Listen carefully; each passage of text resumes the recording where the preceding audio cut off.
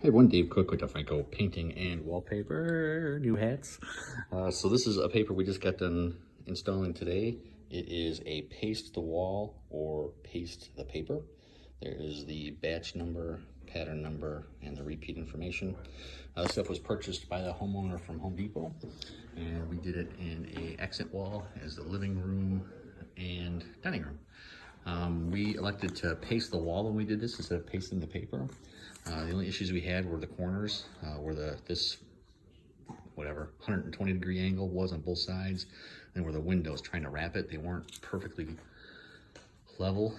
So we had to really get the paper wet to get it to flex in order to wrap both sides and to keep our straight edge. We had one spot there where we could not make it straight. The edge was just a little too far off.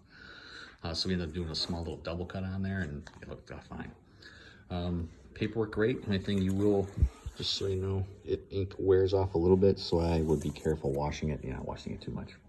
Otherwise, paperwork great. If you got questions about hanging wallpaper, wherever it is in your house, on your home office, or where you work, definitely give us a call at DeFranco Painting and Wallpaper. We're here to help you love the space you're in.